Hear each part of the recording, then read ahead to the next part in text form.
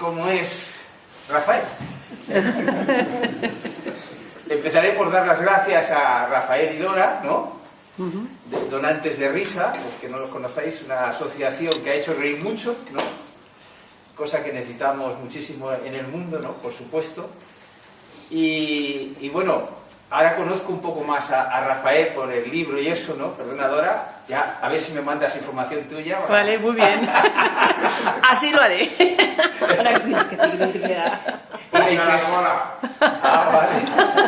Y la impresión que tengo de Rafael que es que habla siempre muy en serio. Sí. Y es un rebelde escondido detrás del humor. Este es mi diagnóstico sobre Rafael, un rebelde. Y va muy bien para empezar la charla. Porque lo que propongo con el arte de jugar la vida y con mi último libro, Jacobo y el viejo indomable, es hacer una transición, una evolución del rebelde al indomable. El indomable es una evolución del rebelde. Hay que distinguir entre revolución y evolución. Para mí es muy importante esta distinción. En las revoluciones siempre sobra gente. ¿Claro? Revolución, dar la vuelta a la tortilla, ¿no? Y eso es a lo que estamos acostumbrados. En la evolución de corazón no sobra nadie. Por eso entendemos que pueda haber opciones retrógradas, o en política partidos retrógrados, respecto a esa evolución, que cada uno puede interpretar como quiera, ¿no? Entonces, la evolución es mucho más lenta que la revolución. Pero la evolución cambia a las personas. La revolución da la vuelta a la tortilla y cambia cosas, claro que sí. El micrófono. Muy bien, gracias. Entonces me ha inspirado este comienzo Rafael, porque he tenido muchos alumnos rebeldes. Y lo esencial de Rafael no es el humor, es la rebeldía. Está clarísimo, ¿no? Sí, sí. Es que tener alumnos durante 24 años aumenta tu observación de una forma tremenda, ¿no? Y la propuesta de Educar Empoderando, lo que he ido creando durante años, esta mirada de crecimiento personal y social, se basa en simplificar las cosas. El arte de jugar la vida, básicamente, es la idea de aprender a desdramatizar la vida. Porque hemos sido educados para dramatizar la vida. O sea, ¿por qué hay conflictos? Porque tenemos una forma de pensar. ¿Cuál es el problema? Que como todos tenemos la misma forma de pensar, pues no lo vemos. Es así de simple. Por eso algunos creativamente hablan, y yo soy partidario de esta perspectiva, de que hay unos paradigmas globales en la humanidad y que hay un cambio de paradigma global, ¿no? Podríamos decir. Y en la evolución, volvemos a la palabra evolución, fijaos que solo hay una R de diferencia con la revolución, ¿no? Pero en la evolución es para todos. Y entonces, si ahora vivimos, yo que sé, a nivel internacional, pues cosas retrógradas, que podríamos llamar, es para rescatar a las personas que se quedan detrás. Cosa que la revolución no piensa. El problema de la revolución es que piensa que tiene toda la razón. Y las revoluciones forman parte de la evolución. Porque la evolución no se condena a nada. Algunos a lo mejor estabais pensando que es mejor la evolución que la revolución. Esa es la trampa del paradigma antiguo en el que todos hemos sido educados, el de la dualidad. No, la evolución entiende la revolución. La revolución no entiende la evolución. Son como las muñecas rusas, una dentro de otra, que engloban a las demás. Hay que educar para la evolución. La revolución es necesaria en determinados puntos de la evolución, pero se basa en enfrentarnos los unos a los otros. Este es el problema. Y cuando hablo de revolución uno piensa a gran escala, ¿no? Es que tiene todas las escalas. Un hijo rebelde en casa puede ser una revolución. Pues ¿qué pasa si vamos adoptando la idea de evolución? Si ese espíritu rebelde de nuestro hijo, o de nuestro sobrino, o de nuestros alumnos, lo englobamos dentro de la evolución. Lo acogemos. El rebelde se mosqueará. ¿Por qué no condenas a estos? ¿Eres un buenista? No. Es que la evolución espera a los que van detrás. ¿Qué es esencial en el maestro de corazón? ¿A quién se debe el maestro de corazón? ¿A los superdotados o a los que van detrás? No querías ser la trampa. ¡A todos! Esa es la dualidad. Ya estáis pensando. Yo comprendo que llevar la evolución a clase es muy complejo, por supuesto. Entonces yo hacía mis pactos, en tercero B, no sé qué, a tal hora, ¿no? Y los padres lo mismo, ¿no? O los abuelos también, ¿no? Tendréis espíritus rebeldes. El espíritu rebelde es imprescindible para llegar a la evolución del indomable. Necesitamos al rebelde, o sea, no puede haber indomable si antes no ha sido rebelde, ¿no? Digamos que un indomable es un rebelde que ha adquirido la sabiduría. La sabiduría de contar con todos. Contar con todos no significa estar de acuerdo con todos. Son dos cosas muy diferentes, como podéis ver, ¿no? Así que el espíritu del arte de jugar la vida, uno de sus espíritus, porque tiene muchas almas, ¿no?, es el de la evolución. La evolución no niega nada. La evolución quiere comprender. La evolución quiere comprender por qué se asesinan a niños, porque hay genocidios. Quiere comprender. Pero no es incompatible con unirse con el que cree en la revolución y va a las manifestaciones, ¿no? Tú puedes ir a la manifestación o no. Hay varias maneras para ser evolucionista, podríamos. Uno puede ser evolucionista sin ser rebelde. ¿Lo ves? Pero al final, la educación empoderadora, que es el tema que yo trato, significa educar a indomables. ¿Qué significa indomable? No domesticado. Claro, desde el punto de vista de evolución que os hablo, no hay nada malo en estar domesticado. Bueno. ¡Ahí! ¡La rebeldía! Así me gusta. Claro. Os pongo un ejemplo contundente. ¿Qué hay de malo en ser bebé? Hombre, no puedes andar, dependes de otro. Pero nadie quiere ser bebé toda la vida. Pero hay algo malo en ser bebé. Es una etapa. A eso me refiero. Ese vecino del quinto que es retrógrado, que tiene ideas contrarias a vosotros. ¿Y si lo abrazáis con el abrazo de la evolución? Eso es trascender la dualidad que nos enfrentemos. La esencia de la dualidad es crear drama. El arte de jugar la vida es trascender el drama. La palabra trascender es evolutiva. No hablamos de acabar con, sino de trascender. Porque cuando tú trasciendes algo, significa que amas lo que quieres cambiar. ¿Cómo vas a cambiar un alumno que te destroza la clase si no procuras abrir una puerta al amor con él? No, lo podrás reprimir, pero no lo podrás cambiar. Con pies en tierra, puedes intentar amarlo y no conseguirlo. No importa, tú también estás en evolución. Claro, pues no sé, no lo he logrado. El hijo puta y te desahoga, porque hay alumno que te revienta la clase, que, bueno, increíble, claro. Y pasa entre los hermanos, reciben la misma educación e instrucción y salen muy diferentes. Asombroso, ¿no? Hay un misterio en cada ser humano. Hay un destino. Le hicieron una pregunta a un sabio de la India, eso es típico de los cuentos, ¿no? Maestro, ¿qué existe? ¿Qué existe? ¿El destino o el libre albedrío? Y el maestro se echó a reír, porque la risa es la puerta a la sabiduría, incluso para los rebeldes. Se echó a reír. Dice, bueno, ¿por qué te ríes tanto? Dice, porque no has entendido que el libre albedrío y el destino son dos caras de la misma moneda. El rebelde, no depurado, menos evolucionado, cree que tiene que elegir entre las cosas. Eso es la revolución. Aquí sobra al monarca que guillotinarlo. Claro, ¿no? Entonces, ese sabio de la India aún está en dualidad. No está en ese nuevo paradigma que os traigo. No está. porque habla de dos caras de la misma moneda. Con lo cual quiere decir que no puedes ver las dos a la vez. Eso es la dualidad. Eso es la dualidad alta, la del yin y el yang. Sí, oye, los polos no tienen que luchar, muy bien, pero están en dos caras enfrentadas.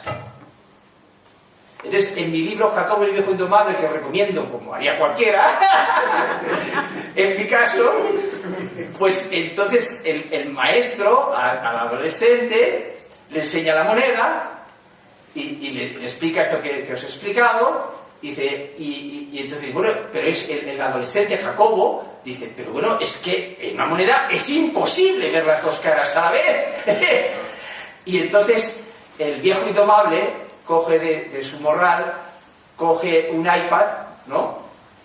Y fotografía la moneda, por delante y por detrás.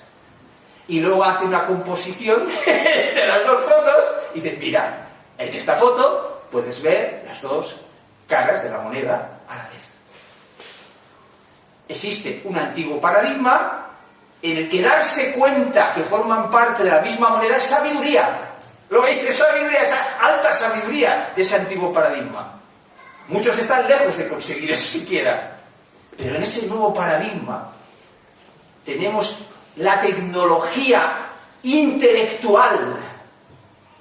Porque el cuerpo humano es una tecnología. Aunque no sea creado por el hombre, no, pero es una tecnología. Ahora que queremos tantas, es una máquina biológica.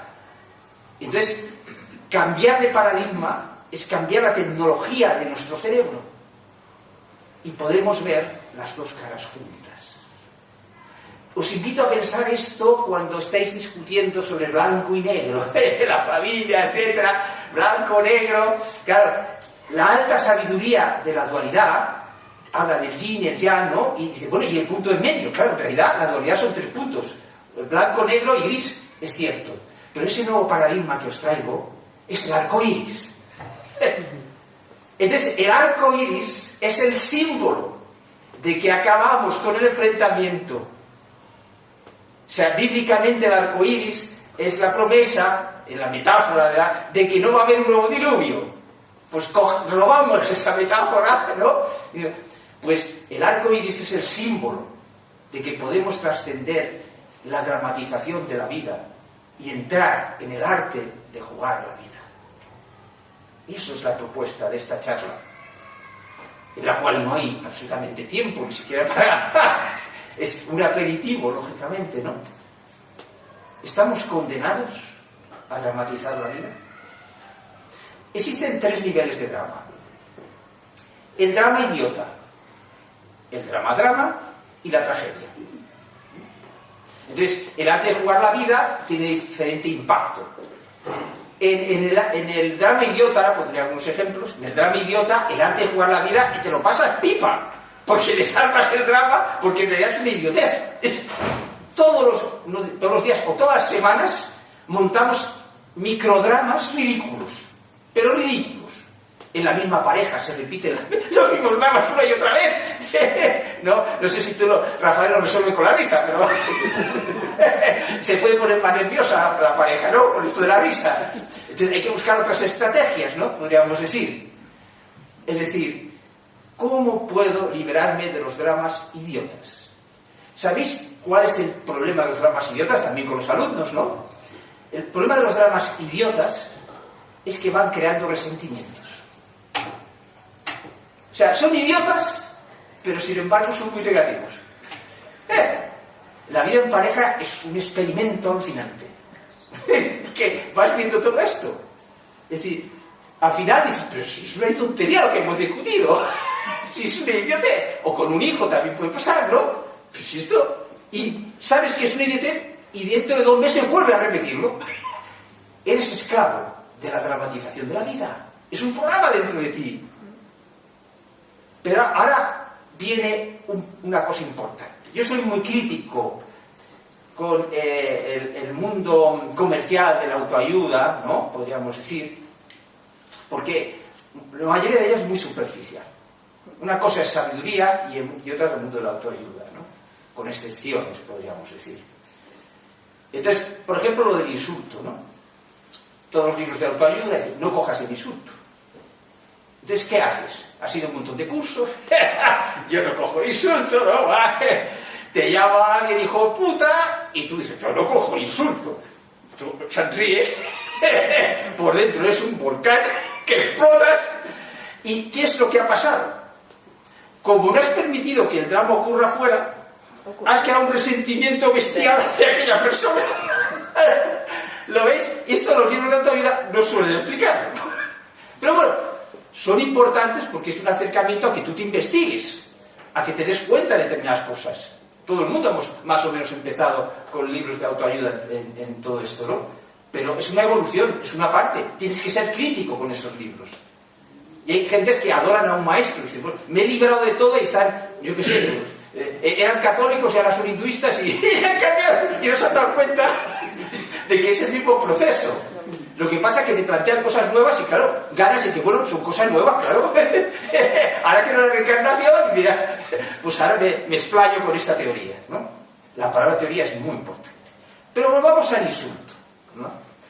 Entonces, el arte de jugar la vida, el proceso es diferente. Sabe que tienes un programa, una estructura mental en el cerebro para enfadarte con el insulto. Y te va a dominar. Entonces, ¿qué haces? Actúas en dualidad. Tú quieres con el polo contrario reprimir el polo opuesto, pero no has resuelto el problema. Porque el problema solo se puede resolver creativamente. No podéis ser indomables sin recuperar vuestra creatividad libre. No es lo mismo creatividad que creatividad libre. Yo no soy creativo, te equivocas, todo el mundo es creativo. En hacer la puñeta al otro, todo el mundo es creativo. Todo el mundo. Claro, estamos programados, somos creativos en la dirección. Entonces, decían, hay un dicho que dice, las escuelas matan la creatividad, ¿no? Mentira, la creatividad no se puede matar. Sería como intentar acabar a martillazos con el aire. Es imposible, es consustancial al ser humano, no puedes acabar con la creatividad. Lo que las escuelas hacen en gran medida es secuestrar la creatividad, no es una creatividad libre. Tu imaginación, hay direcciones en las que no funcionan y por lo tanto tu creatividad está domesticada. La palabra domesticada no es libre. Entonces, ¿cómo resolveríamos con el arte de jugar la vida el insulto, por ejemplo? Pues tenemos que empezar con la imaginación, tenemos que pensar antes cómo vamos a responder. No aplicar una receta como el libro de autoayuda. Es que además, en el libro de autoayuda dice, no lo recojas. Y vas y te enfadas. Y entonces te sientes culpable porque eres un idiota. Porque... ese aumenta el drama, ¿no? Es una cosa alucinante. Entonces, en vez de culpable el otro, eres tú porque eres idiota, ¿no? No. Es que hay que entender que el insulto te moleste forma parte de los cimientos en los que has sido educados en todas las culturas. Hijo de puta, hijo de perra, todo eso va con la familia. Todas las culturas tienen mucha fuerza, ¿no? Entonces, tienes que pensar antes como un juego. ¿Sí? ¿Qué haría yo? Y piensas en alguien. Fulanito me va a volver a insultar o lo que sea, o se puede producir, pero esta vez yo voy a prepararme con un acto creativo, no de represión. ¿Veis la diferencia? Una cosa es reprimir y otra es ser creativo. No creemos en nuestra creatividad. Decimos, hay personas creativas. Hoy si yo fuese creativo. No, es que lo eres. Mira, es como los músculos de la pierna. Estás todo el día en el sofá y dices, hostia, no tienes músculo, podríamos decir. No, es que tú tienes el potencial de tener músculo, pero tienes que ejercitarlo. Pues la creatividad también. Escribir en las redes. Es que no tiene importancia. Escribe, cuenta experiencias tuyas. O pinta, lo que sea. Empieza a confiar en tu creatividad. Entonces, el arte de jugar la vida, en la palabra arte está la creatividad. Ver la vida como un acto creativo, libre, en el que te equivocas como el artista. Es lo mismo. Entonces, lo que os contaba, nos educan, instruyen, más bien, ¿no? Entonces, cuando nos instruyen nuestros padres, nuestro intelecto no está formado. Atención. Un niño no se puede defender. Cualquiera de nosotros que hubiésemos nacido en una familia talibán, seríamos talibanes. Es alucinante. Un niño es un ser indefenso intelectualmente, no tiene formado su intelecto. Por eso la educación es tan importante. Se cree cualquier cosa, cualquier prejuicio que le deis. Es alucinante. Entonces, claro, en los cimientos de nuestra educación e instrucción está que tenemos que enfadarnos porque otro nos insulta. Y dices, bueno, es que tiene que ser así, claro, es que no piensas que hay otra posibilidad. ¿Por qué no pensar que es que el otro tiene un problema? Y lo que claro, por aludido. Pero tienes que tener una estructura a la que recurrir. Por eso la autoayuda falla ahí. Tienes que hacer un acto creativo con la imaginación que luego sea un acto físico en las neuronas de tu cerebro. Porque el cerebro está estructurado, como se está ahora descubriendo todos los libros que hay de neurociencia y de neuroeducación. Todos vuestros cerebros tienen verdaderas ciudades construidas dentro de redes neuronales. Claro, y contaminadas de 1000 cosas allí. Imaginaos, ¿no? Entonces, tenemos que... Sí, decimos, a ver, queremos quitar el que... convertir un pequeño drama al que nos insulte, ¿no? Estamos en los pequeños dramas, no una tragedia, ¿no? Un insulto, vale, perfecto. ¿Cómo? Vale. Si tengo que cambiar del cimiento de mi educación, tengo que quitar el enfadarme del insulto, ¿correcto? Pero claro, si yo los cimientos de una casa aquí retiro parte de los cimientos, la casa se puede hundir. Claro, tenemos que ser arquitectos de nuestro propio cerebro. Entonces, ¿qué tenemos que hacer? Tenemos que tener preparado el ladrillo que sustituye al que quitamos. Claro, mediante un acto creativo. No valen recetas en esto que estoy diciendo. Tenéis que recuperar la confianza en vuestra creatividad, libre. No valen las recetas. Ahora os pondré ejemplos, ¿no? Bueno, un ejemplo de cómo puedo tener un ladrillo preparado para quitar el ladrillo de enfadarme cuando me insultan, ¿no? Un ejemplo, no una receta. Atención, ¿eh? Porque claro, la autoayuda quiere recetas, pensamientos positivos, no sé qué, no sé cuántos. La autoayuda es sobre todo para animarte. Estamos en evolución, no estamos condenando. Pensamiento positivo para animarte, ¿eh? Pero no es sabiduría. No confundamos. Quien necesita un abrazo y no tiene a nadie, un libro de autoayuda, ¡ostras, Chepín! Bienvenido sea. Pero no confundas con la sabiduría. La sabiduría es de construir tú. No te la pueden ceder los demás. La sabiduría de la que hablan. Bien, un ejemplo. Yo, claro, tengo que imaginarme, volverme a imaginar, irme a la cama pensando en aquello, que en mi cerebro aquello tenga unos caminos neuronales, me río, lloro, lo que sea, tengo sentimientos respecto a lo que estoy construyendo, porque si no, no se va a fijar, ¿no? Ejemplo, ¿qué puedo hacer cuando me llama hijo puta a alguien? Imagínate un alumno, yo a veces los cabreaba bastante, hijo puta, toda la clase, hostia, que se le va a caer. Yo ya tenía mi ladrillo preparado. Y o sea, qué bien. Mira, le estaba repitiendo a ver si perdía. Les hacía enfadar adrede. Porque les quería educar. ¿Cómo les puedo hablar del enfado si no los enfado? No en todas las clases, no soy un loco. A veces, fracaso, claro. Tenemos que abrir. No puedes cambiarte sin fracasar. Es absurdo, ¿no? Entonces, pues una construcción, por ejemplo. Alguien te llama hijo puta. Entonces el otro espera que tú te enfades. Entonces tú pones cara de sorpresa. ¿Cómo has sabido que mi madre era puta? Mira que lo estamos ocultando la familia. Yo aquí a los profesores no se lo he explicado. ¿Conoces a alguien de mi familia? Al otro lo tienes absolutamente confundido, derrotado, desarmado. ¿Qué es lo que le ha desarmado? Un acto creativo. No podéis ser indomables sin recuperar vuestra creatividad libre. ¿Os hará vergüenza aplicarlo? Pues ensayarlo 1000 veces. Y luego querréis aplicarlo y dices, ya me he cagado, no me lo creo. Bueno, la próxima. Pero a la vez que logréis aplicar una cosa como esta que os digo, que es un ejemplo, ¿no? De aquello que os hacía, que alguien tenía el poder de haceros enfadar, porque apretaba un botón, te llamaba hijo puta y tú te enfadabas. Tú no quitas el botón, porque en la autoayuda, yo cuando aprendí a autoayuda decía, tienes que quitar el botón. Claro, no, hay algo mejor, dejar el botón, pero con una respuesta inesperada. Mucho mejor, porque voy a quitar el botón, si me puedo divertir mucho. Claro, fantástico.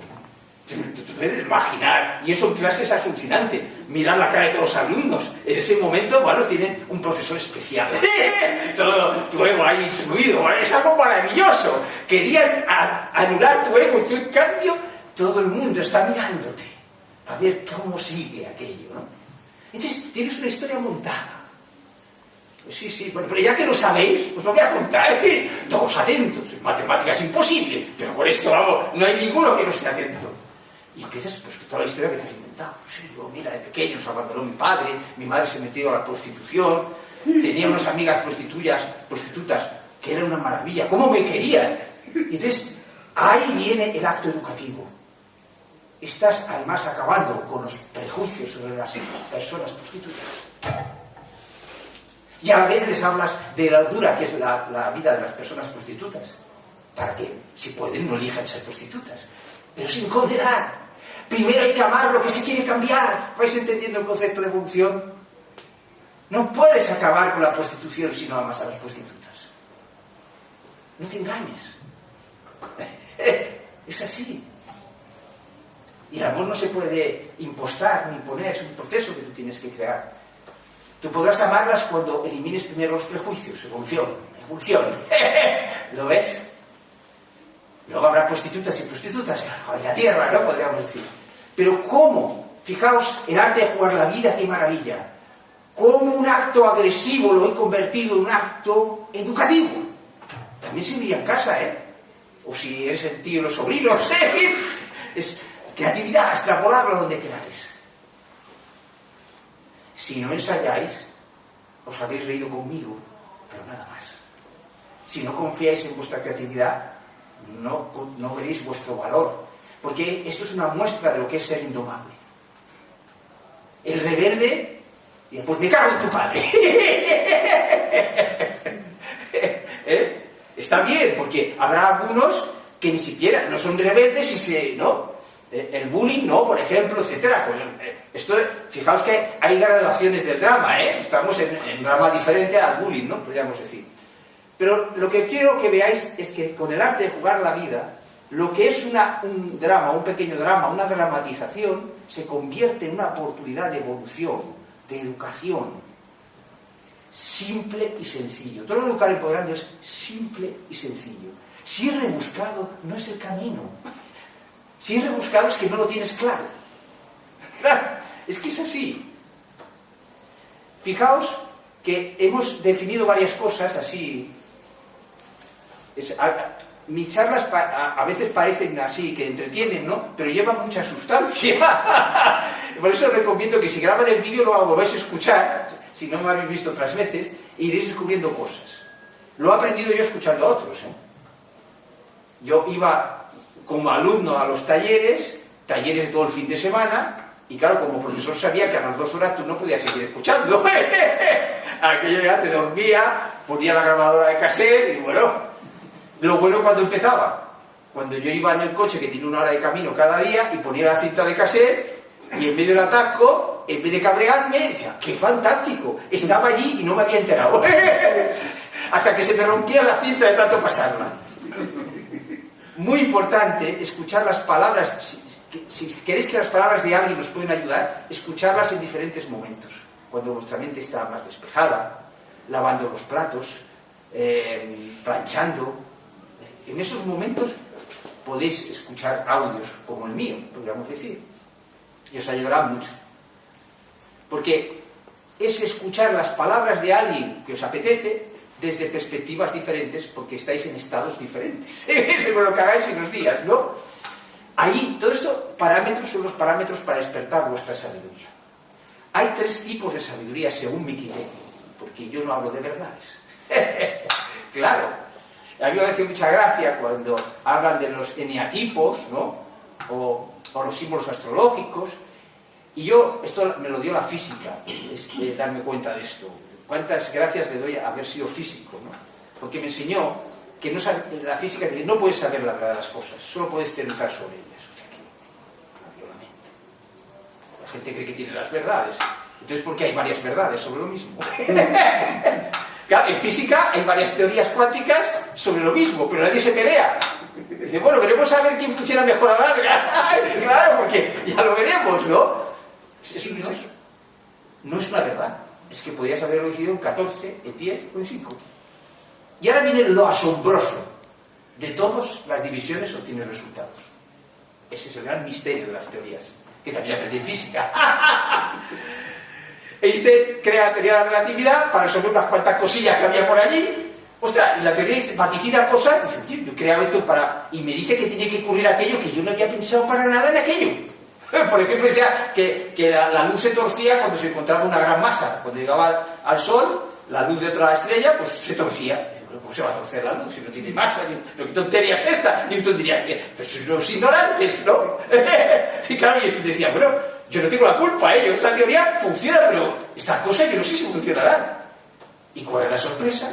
Que todo lo que vaticinaba la teoría de la relatividad, para lo cual no había sido hecha, resulta que funciona. Claro, aquí hay truco, seguro. Aquí hay truco. De alguna forma, Einstein, ya lo dijo, yo iba de tranvía y yo tuve una idea. La pregunta, esas grandes ideas, ¿de dónde provienen? No son combinación lineal de las otras. Hay científicos que solo hacen combinaciones lineales de lo que ya existe, que son importantes. Y hay científicos como este, hostia, un salto cuántico se llama eso, ¿no? Pero esto no tiene nada que ver con lo otro, es un salto cuántico. No ha habido una continuidad, es un salto, ¿no? Asombroso. Es un acto creativo. Cuando despertáis vuestra creatividad, os dais cuenta que hay una voz que habla dentro de vosotros que sabe más que vosotros. Pero sois vosotros. Que Galimatías, ¿verdad? Porque somos más que lo que estamos viendo aquí. El materialismo científico, la ciencia tiene un problema por el cual está acotada, está limitada en estos momentos, que es el materialismo. O sea, querer explicarlo todo con la materia. Claro, en la física moderna eso ya se ha trascendido. Se habla de que el vacío es un ente y no es material. Se está hablando, ha trascendido el materialismo. Pero la biología no se entera. Como parte del conocimiento, pues no se entera. Entonces, ahí están empecinados queriendo encontrar la conciencia en el cerebro. Claro, como físico lo veo una barbaridad. Es una barbaridad. Sí, cuando comemos, los átomos entran y salen de nosotros. Si las neuronas no cambian, ¿y qué? ¿Se alimentan, no? Esos garbanzos que comiste ayer, ese cocido madrileño que es, unos cuantos átomos de las neuronas se han cambiado por otros. A ver si la materia que hace la conciencia estaría desparramada por el mundo. Y yo tendría la conciencia de la vaca cuando tomo la leche, por supuesto, ¿no? Parece una idiotez, ¿verdad? Pero no es una idiotez, porque ellos están... Todo el mundo pensamos con un cerco, porque tú no puedes pensar si no haces un cerco. Estaría desparramado. El problema es que no te des cuenta de los supuestos que has hecho. Y el materialismo no es una verdad científica, es un supuesto científico. Por eso, los neurólogos no encuentran la conciencia en el cerebro. Encuentran parámetros, encuentran que cuando tú piensas, cuando la conciencia piensa en ti, algo cambia las neuronas. Sí, claro, pero eso quiere decir que se originen las neuronas. Claro, son dos cosas diferentes. ¿Cuántos grandes descubrimientos habrá cuando se trascienda el materialismo? En el momento que descubramos que no solamente somos el cuerpo físico, podrás ir a los ancianos y podrás reírte de la muerte. Con pruebas científicas. Bueno, ya hay muchos trabajos sobre ello. No os preocupéis, que aquí hay cantidad de libros, ¿no? De esa vida después de la muerte, ¿no? Claro, yo no os hablo de verdades. Os hablo de teorías. No lo olvidéis. Cuidado si os gusta lo que estoy diciendo, porque no son verdades, son teorías. Y las teorías, unas desbancan a las otras. Y ese es el proceso de la física. Una teoría, la relatividad desplaza las leyes de Newton. ¿Ah?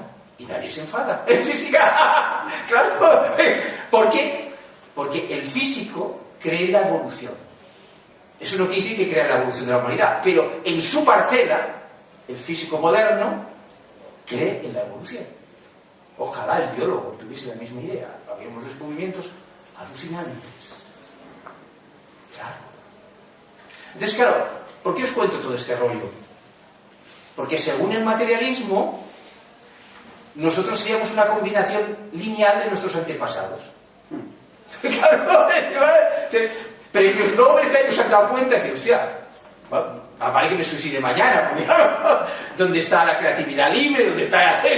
O sea, que es igual, es una combinación lineal del pasado, podría haber sido otro, que esa combinación lineal y tiene la relatividad. Es la deshumanización. Pero sin el materialismo, la ciencia no hubiese progresado, a través de la evolución. No estamos atacando el materialismo, estamos diciendo que es un límite. Y que hay muchas cosas, dentro de ese límite hay muchas cosas que descubrir, pero también las hay fuera. Este es el problema. Bueno, ¿cómo empieza todo esto de que estamos dentro de un círculo que nos limita y no nos damos cuenta? ¿No? Pues empieza cuando nacemos. Os voy a explicar un microcuento también de la India, muy conocido, ¿no? El del elefante. No el de los ciegos que tocan la trompa del rabo, otro más corto.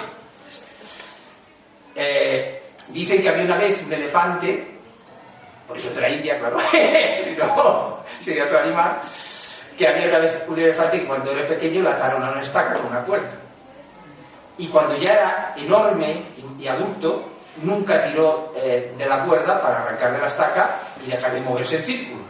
Claro, se podía mover solamente en la periferia y dentro, en círculo. Entonces, nuestra educación e instrucción hace que nuestro cerebro se mueva dentro de un círculo. No todas las culturas tienen el mismo tamaño de círculo. Fijaos que no estoy condenando, estoy hablando evolutivamente. Evolución de la conciencia. ¿Cómo es el tamaño de la estaca? Estoy hablando de la educación que reciben de la familia y de la cultura la persona al nacer. El intelecto está vacío, se va metiendo todo aquello, ¿no? Y entonces piensa, o sea, ahí tenéis la diferencia entre creatividad libre y creatividad no libre. A ti te educan dentro del círculo. Y tú puedes ser muy creativo dentro del círculo. Claro, porque todo el mundo es creativo. Y traer grandes cosas. Pero la creatividad libre es que dices, ¿qué es lo que me limita? Y también creo fuera del círculo. Esa es la diferencia. Entonces, imaginaos ese círculo, esas vueltas que puede dar el elefante, ¿cómo serían si hubiésemos nacido talibanes? Pues del tamaño de una moneda de €1. ¿Cómo no van a estar cabreados los talibanes? Es que claro, pensar en un círculo tan pequeño tiene que cabrearte. Es que faltaría más, es lo lógico, es lo natural, ¿no? Podríamos decir. Entonces, somos unos afortunados, y ahora lo estamos viendo, de haber nacido en Europa, en la Unión Europea. Unos afortunados. Aunque estamos muy por debajo de nuestros principios. Claro, esto es verdad, esto funciona así, ¿no? Los principios fabulosos, luego ahora la verdad, ¿qué pasa aquí, no? Pero claro, fijaos, en esa evolución de la humanidad hay una clave. En esa evolución, ¿qué significa? Que el individuo es cada vez más libre y a la vez es más respetuoso con los demás. ¿Lo veis? Entonces, la consecuencia de ser más libre y más respetuoso con los demás es que la sociedad tiene que ser menos autoritaria. Cuanto más involucionada es una sociedad, más autoritaria es. ¿Cómo son en Afganistán? El colmo del autoritarismo supera la gran. Es alucinante. Si una mujer no puede ni hablar en la calle, claro, pero es un proceso evolutivo, ¿no es? Entonces, la evolución de la humanidad como padres, como educadores, es que el autoritarismo sea cada vez más pequeño. Pero cuidado, si liberáis del autoritarismo a personas que no están preparadas, se volverá contra vosotros. Ejemplos sociales. Si, por ejemplo, en la época, cuando cayó Libia y Gaddafi, ¿no? Vamos a poner aquí una democracia, aparte de los intereses americanos, vamos a suponer que de verdad quieres imponer una democracia. Absurdo, evolutivo. No se puede imponer porque es un proceso. No, ya que creo una democracia. ¿Y qué pasa? Las tribus se matan entre sí, porque evolutivamente necesitan un autoritarismo, y tanto en Irak como en Libia necesitaban un dictador. Es que tienes que comprenderlo. Es absurdo. ¿Y eso por qué tenemos esa fantasía? Porque a nuestra democracia le queda mucha evolución. ¡Claro! Nuestra democracia tiene que tener la idea de evolución que os estoy hablando. y aceptar que hay pueblos que necesitan un dictador. Y en ese proceso, ¿qué significa? Presionar al dictador para que sea menos agresivo, etc. Hay un trabajo importante a hacer. Pero ¿cómo va a votar una gente si toda la vida ha estado bajo un dictador? Si no ha habido un proceso de rebeldía. Claro, tiene que haber un proceso de rebeldía previamente.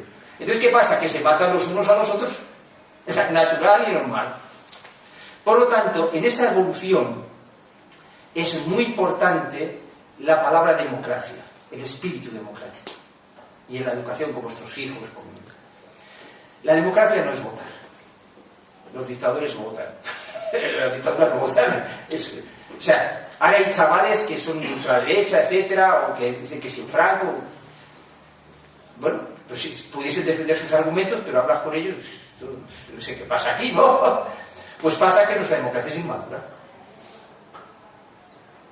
¿Qué pasa? Que nuestras relaciones son autoritarias y las leyes son democráticas. ¡Ah, amigo! Ahí es donde entra la educación democrática. Pero para ello hay que crear unos principios democráticos, como ética de convivencia.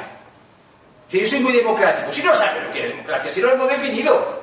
A ver, que alguien defina lo que es democracia. Entre votar, no sé qué, tenemos porque no hemos definido los principios. La democracia es un espíritu de convivencia que trasciende el autoritarismo, tal como yo lo planteé. Teorías. Es lo que yo creo como investigación que es el paso que hay que hacer como educadores. Yo ya he redactado unos principios democráticos como ética de convivencia. ¿Cómo se van a comportar democráticamente los políticos si no hay redactada una ética de convivencia democrática? Es que es absurdo. Lo más grande que ha creado la humanidad, lo más fantástico, ni las catedrales, lo más maravilloso que ha creado la humanidad no es valorar. ¿Sabéis qué es? Los derechos humanos. Mi decepción fue mayúscula cuando yo daba clase. Yo en el claustro de profesores preguntaba: ¿podéis decirme un solo derecho humano? No mencionarlo literalmente, uno solo. Ningún profesor conocía un derecho humano. En esta idea de democracia de la que os hablo, si no conoces el espíritu de los derechos humanos, no puedes ser demócrata. Es que es absurdo, es una contradicción. Los derechos humanos forman parte del espíritu democrático. Un dictador no quiere derechos humanos. Es que es una obviedad. Claro.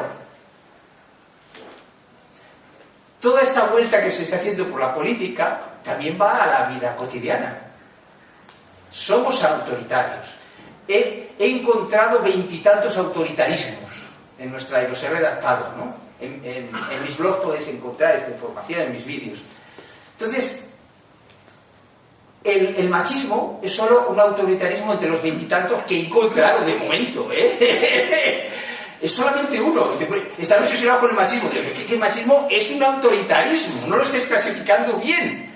Y una mujer puede ser machista porque es un autoritarismo, estáis equivocando, claro. Y entonces entran en las contradicciones de la dualidad. Ya yo soy más feminista que nadie, y eres tan feminista que te vas al polo contrario, ¿te has enterado? El feminismo tiene que ser una evolución. Si se plantea como revolución, tiene que ser revolución al principio, claro, porque primero hay que despertar al rebelde, pero ahora tiene que venir el indomable, y el indomable tiene que entender al machista antes de criticarlo, y entendiéndolo será más fácil salvar a la mujer. Si solo condena, no, tienes que entender por qué piensa lo que piensa. Claro, desarmar el drama, lo que estoy diciendo, el arte de jugar la vida es desarmar cómo se ha hecho el drama. Entonces veré cómo puedo desarmarlo. Si no, ¿cómo voy a desarmar el drama? Claro. El victimismo es para que compliquemos el drama. En el libro, uno de los principios que enseña el maestro es el principio de simplificación. Dice, mira, los dramas tienen que enmarañar las cosas. Si tú las simplificas, el drama se fuma. Claro, tienes que ir a lo esencial y se fuma el drama. Es asombroso, ¿no? Entonces, vamos a retomar más a lo hemos tocado el tema social para que veáis que educar empoderando es una formación de crecimiento personal y social, cosa que en el crecimiento personal yo nunca veía. O sea, a mí me daba mucha atención. ¿Veis los vídeos, no? pues nada, tú tienes que creer en ti, autoestima, no sé qué, no sé cuánto. Oye, y allí en Gaza se están matando. Nunca, nunca, a los grandes que venden libros, nunca han mencionado nada relacionado con la política. ¿Y usted? Esto no entiendo cómo yo puedo crecer sin crecer socialmente. Es que a mí esto no lo entiendo. No conozco ni un solo libro de los superventas que hablen de lo social. O sea, es alucinante. ¿Cómo puedes separar lo individual de lo social? Entonces, con los libros de autoayuda estamos consiguiendo una autoestima que es necesaria de entrada, pero que se torna egoísta si no añadimos lo social. Claro. Al principio es verdad, porque vienen personas sin baja autoestima. No están para pensar a lo mejor los niños de Gaza. Yo lo entiendo, vale. Pero es una evolución. No puedes estancarte allí. Gente, yo he visto muchos pirados en este mundo, ¿no? Voy a decir, pídeselo al universo. Hostia. ¿Qué mierda de rebelde hay aquí, ¿no? Socialmente hablando, pídeselo al universo, pero ¿esto qué es? ¿No? No, pídetelo a ti, pídeselo a los demás. Colabora, construye, crea, confía. Entonces, hay muchas cosas enmascaradas de progreso que no son progreso. Atención. El progreso que os propongo no deja a nadie atrás. Por lo tanto, yo no puedo crecer si no ayudo a los demás. Ahora, el polo opuesto es la Madre Teresa de Calcuta y tú no piensas en ti. No, las dos cosas. Tienes que conocer tu mundo interior, encontrar dónde te atascas, cómo dramatizas. La Madre Teresa no dejaba usar las lavadoras que le regalaban, porque había que mortificarse. Estaba lavando a mano, tardaba mucho más, podía hacer mucho menos. Claro, es muy importante unir lo individual a lo social. Son dos crecimientos que tienen que ir unidos, pero no hay prácticamente libros sobre ello. Es asombroso. Te invito ahora que tendrás más tiempo a escribir. Rebelde, libros para unir el crecimiento individual con el social, ¿no? Bueno, sigamos. A ver, cosas que quería contaros. Sobre, por ejemplo, ideas confusas que hay. Es muy importante para hablar del arte de jugar la vida esta idea de evolución. Por eso insisto tanto, ¿no? Es muy importante. La idea de evolución practica el espíritu crítico, que no es lo mismo que la crítica. Muy diferente. ¿Qué significa la palabra espíritu? Unir. El espíritu es lo que une. ¿Lo veis? Contaban el esoterismo, porque yo he hecho cursos de todo, ¿no? Contaban que una cosa es el alma y otra el espíritu. El alma era más bien individual y el espíritu era colectivo, ¿no? Entonces, a mí me encanta la palabra espíritu democrático, espíritu crítico. Porque significa que no criticas al otro para fastidiarle, sino que lo que quieres es crecer juntos. Porque hay un espíritu que os une, podríamos decir. Entonces, os invito a emplear esta palabra, en vez de crítica, espíritu crítico. Y darle matices, ¿no? Es decir, si yo critico a este, lo haré con amor. No sé si a ti te critica con amor. Es un poco seco. No. Y espíritu democrático. No puede haber democracia sin espíritu. No hemos definido ni siquiera el espíritu democrático. Y cuando hablo de democracia, hablo de la familia también. Hablo del claustro de profesores. Claro, el problema es que tienes que... Tú imagínate que vas subiendo en democracia y eres el más democrático en el claustro de profesores y los demás no lo son. Ahí es donde entra el arte de jugar la vida. Hay que verlo como un juego. En los juegos participas y a veces ganas y a veces pierdes. De hecho, lo más importante para enseñar a un niño es enseñarle a perder. Que es una dura lección. Casi ningún niño hace trampa porque no quiere perder. No. Hay que enseñar a perder. Cuando tengáis niños pequeños, nietos, y juguéis al parchís o lo que sea con ellos, ellos se enfadarán si pierden, ¿no? Es una gran oportunidad, como el insulto de hijo puta. Es una gran oportunidad si tenéis una estrategia pensada. Vuestro nieto, vuestro hijo, tiene que ver que felicitáis al que pierde. Antes. Claro, tenéis que decir una estrategia. Uy, ¿por qué felicitas al que pierde? Muy sencillo, porque es el que me ha permitido ganar. Es algo tan simple, pero nadie lo explica. Es que nadie lo explica. Yo crezco gracias a que él me ha hecho una oposición en este juego, por lo tanto, le felicito a él porque yo no sería nada sin un perdedor. Son cosas tan obvias ¿Por qué no las vemos? Porque hemos sido programados en nuestros cimientos, en el círculo del elefante. ¿Y por qué cuesta tanto? Porque hay que cambiar los cimientos. Y no puedes quitar un ladrillo sin haber creado otro antes. Sin creatividad no puedes ser indomable, sin creatividad libre. Ese es un punto importante. Os voy a poner un ejemplo más que ya mis alumnos conocen, pero pienso que es para que entendáis de dónde va el poder creativo del indomable para desdramatizar. O sea, el arte de jugar la vida dice, aquí hay un drama, aquí hay una oportunidad para desdramatizar. Es una oportunidad, pero si no lo tienes preparado antes no te va a funcionar. Es como un espíritu científico, ¿veis? No es lo mismo ciencia que espíritu científico. Tenemos que ser científicos de la vida. Esa es la clave, ¿no? Entonces, un ejemplo de pequeño... Estamos hablando de pequeños dramas, luego veremos los grandes, ¿no? Pero que son los que crean resentimientos y te enfades, no tonterías. ¿Quién no está harto de las teleoperadoras que te llaman, primero al fijo, luego al móvil? y de repente caes, ¡ay, si sabía que este teléfono aquí tienes que poner... que te avise de quién es, no poner nombre a las personas que conoces, porque si no eres víctima de 20 llamadas allí a cualquier hora, ¿no? Desesperante, desesperado, ¿no? Y entonces, claro, te enfadas. Es un caso de microdramatización. Te enfadas. El arte de jugar la vida. Oportunidad. Voy a hacer un acto creativo. Primer paso, el principio de simplificación. Vamos a simplificar esto más allá del enfado. Aquí tenemos, permitidme la expresión, ya que no hay menores, aquí tenemos a una persona que me llama porque está jodida económicamente. Y a mí me jode porque le está jodido. Es curioso, ¿verdad? Es un análisis claro, evidente, sencillo. Entonces, ¿qué sentido tiene que yo monte un drama por eso? Es absurdo. Voy a hacer un acto creativo y al siguiente a ver qué me monto yo allí. Y yo os digo como antes, lo que yo hacía, tengo diversas variantes, pero podéis crear cualquiera, eso según vuestro sentimiento, ¿no? Pero la base es entender que el otro es una persona que está en desempleo porque no tiene otro. A ver quién quiere ser de mayor teleoperador. A ver, es que es absurdo, ¿no? No tiene sentido. O quién quiere ser prostituta de pequeña. Que nos tocábamos antes, ¿lo veis? Por lo tanto, hay que entender a esas personas. Hay que abrir el corazón a esas personas. Ahora viene un principio fundamental en el arte de jugar la vida. El principio de transformación. No me opongo, no me adhiero, yo transformo creativamente. Entre paréntesis, creativamente. Lo saqué de una canción, porque tú te inspiras con lo que quieras. No es de la cantante, ¿cómo se llama? Mecano. La de Mecano, aquella, bueno. Se llamaba Ser, la canción, ¿no? No perdés, la letra era... Yo creo que no la ha hecho ella, la letra. Es una letra alucinante, que es te invita a trascender la dualidad. O sea, aquello, es la cosa...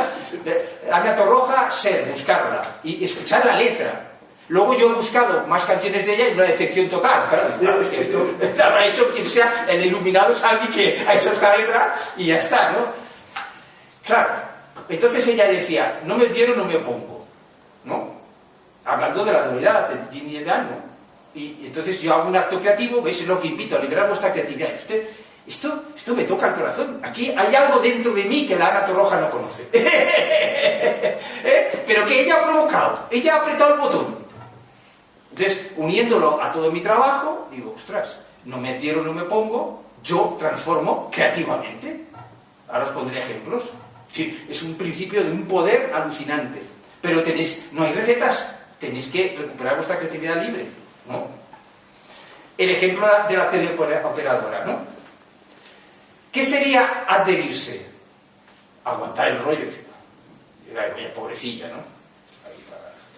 La cena enfriándose y todo. O sea, reteniendo, ¿no? Lo que decíamos, resentimiento. Luego, las siguientes llamadas te vas a cagar en ellas y no vas a tener esa paciencia porque lo has pasado mal, porque has montado un microdrama. Como has montado un microdrama, te vas creando resentimientos frente a los teleoperadores que no conoces. Bien, eso sería adherirse. Oponerse. Es que hasta... estoy harto de vosotros. Y un improperio. Aquel pobre trabajador que te ha llamado 20 veces porque le va el dinero que necesita para pagar el alquiler. Asombroso, ¿no? Entonces yo digo, bueno, voy a buscar inspiración. Me quieren vender algo. ¿Y si yo vendo algo? Es importante el humor en el arte de jugar la vida, hay que disfrutarlo. ¿Y si yo les vendo algo? ¿Qué puedo venderles yo que sea más importante que venderme a mí? El producto. Claro, es un reto creativo. A ver, ¿qué le puedo yo vender? Al teleoperador que está ahí, que además algunos deben pasarlo fatal al principio, llamar a las 10 de la noche. Hostia, yo... Me imagino la escena de que lleguen a las 11 de la noche y le llamen doctora y poner la hora. Eso tiene que ser, vamos, el colmo, ¿no? Bien, entonces, ¿yo qué les puedo vender? Pues yo me dedico a todo esto del crecimiento personal y social, etcétera. Pues voy a vender lo mío. Claro, ¿aquí qué va a pasar? ¿No? A ver quién va a ser el mejor vendedor. Y además, eso lo voy a vender gratis. Por supuesto, ¿no? Y entonces... haces un acto creativo previo, has recibido varias llamadas, sabes cómo va, estás inspirado, sientes, te imaginas, ¿no? De repente dices, esto es demasiado. O sea, el arte de jugar la vida, estás jugando la vida en vez de dramatizarla. Estás creando algo como un empresario y lo vas a lanzar a ver qué ocurre. Pero lo vas a hacer desde el corazón, no para humillar a ese teleoperador, porque eso sería oponerse. No para tenerle pena, eso sería adherirse. Le vas a tratar como un ser humano que tiene un potencial inmenso dentro. Le tienes que animar a que cambie de trabajo. Claro, que él tiene que tener un sueño superior a ser teleoperador toda su vida.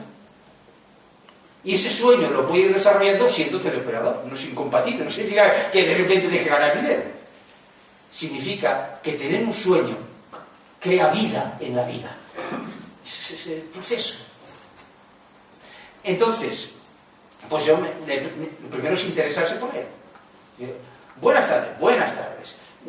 Primero sueltan el rollo ese que está aprendido, ¿sabes? No, a toda velocidad. Tú sabes que te venden algo porque van a toda velocidad. No sé por qué tienes que hacer muchas llamadas, ¿no? Entonces tú interrumpes, no, tranquilo, un momento, por favor. Que quiero decirte algo, si quieres venderme, escúchame primero.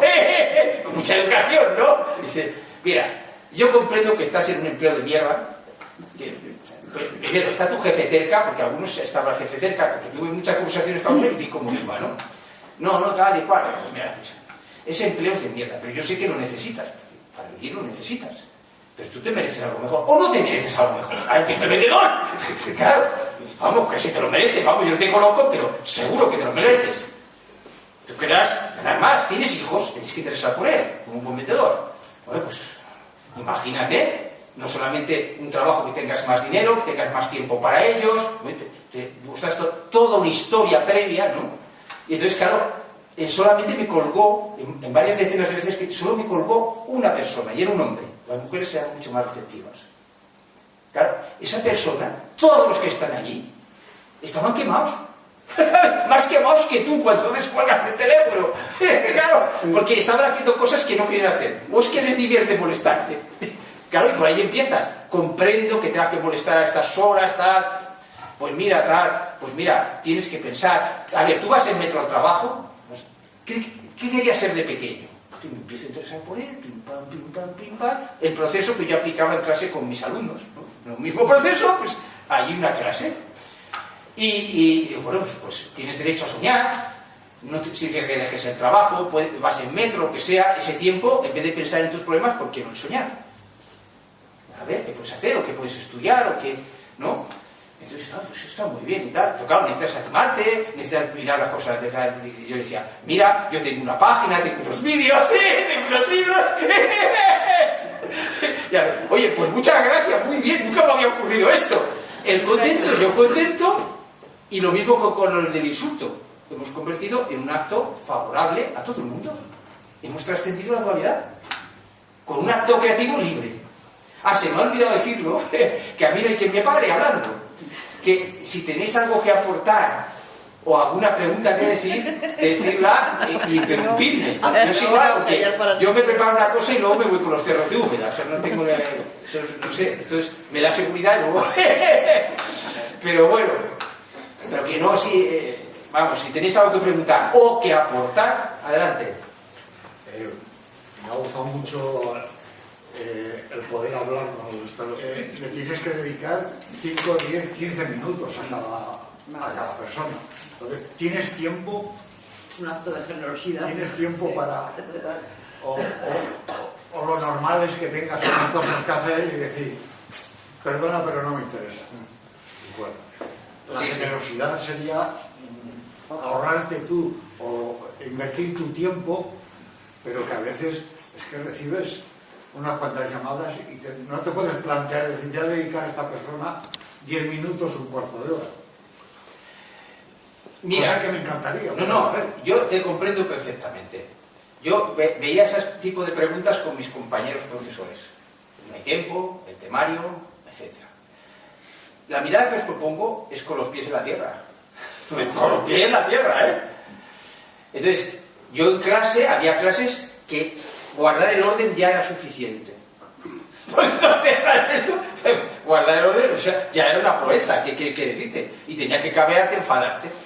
Pero luego había el primero de bachillerato A, o lo que sea, ¿no? O sea, que allí era un grupito que tú podías hacer cosas, ¿no? Entonces, fíjate que he dicho que es un acto creativo. Y tú lo estás planteando como si fuese una receta. Porque es como hemos sido educados. Claro, tú tienes la respuesta a eso. Y es tan simple como la de los profesores. Yo no voy a hacer todo esto con todos los alumnos. Cuando hice la película del maestro, dice, es que yo no puedo hacer esto en clase, que no has entendido nada. Claro. Esto es como una pastilla de caldo a creen que tú lo tienes que diluir en tus circunstancias. Entonces, ¿qué significa? Que tú primero tienes que sentir que eso va a ayudar a una persona, que te vas a divertir con ello, que puede fracasar, claro, es un juego, ¿no? Podríamos decir, y montarte una historia de lo que tú... Es importante con el sentir. Tú sientes que... ¿Cómo te sentirías tú si fueses el teleoperador? Muy importante. Y te montas una historia. Imagínate, si tengo hijos, normalmente no son ni de este país.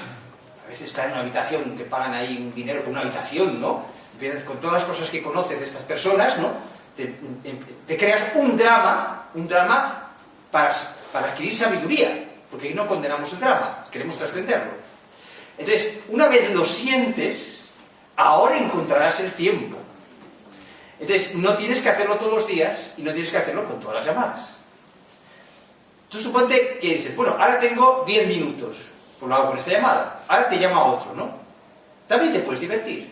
Dice, mire, lo siento muchísimo, porque hace un momento ha ayudado a uno de sus compañeros, pero ahora no tengo tiempo. Él no entenderá nada, pero tú además te pasarás bien. Y te despides educadamente. Siento no poder hacer más por ti. Conozco la dureza de tu trabajo. Y lo despachas en 30 segundos.